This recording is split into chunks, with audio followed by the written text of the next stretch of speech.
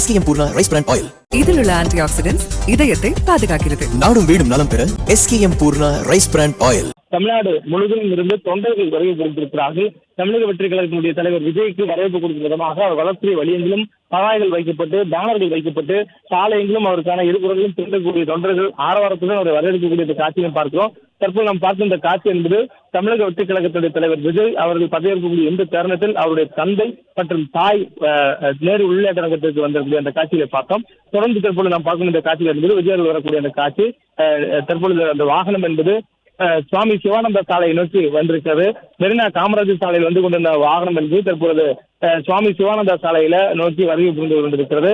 தொடர்ந்து இதனை தொடர்ந்து அவருடைய வாகனம் திரையத்திரை நோக்கி செல்கிறதா அல்லது நேராக பதிவு பிளாக் வந்து பதவியேற்பு விழா முடித்துக் கொண்டு செல்கிறாரா என்ற ஒரு பெரும் எதிர்பார்ப்பும் ஒரு எழுந்திருக்கிறது. தொடர்ந்து பாதுகாப்பு பணிகளில் வரக்கூடிய வழியெங்கும் காவல்துறையினர் நிறுத்தப்பட்டிருக்கிறதை நம்ம பார்க்கிறோம்.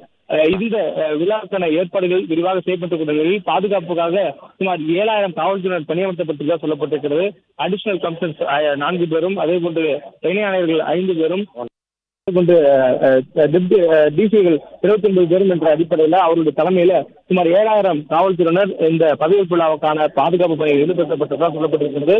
பார்க்கக்கூடிய மற்றொரு காட்சி காங்கிரஸ் கட்சியினுடைய சட்டமன்ற தலைவர், நாடாளுமன்ற தலைவர், நாடாளுமன்றத்தினுடைய எதிர்கட்சி தலைவர் ராகுல் காந்தி தற்பொழுது தமிழ்நாடு வருகை புரிந்திருக்கிறார்.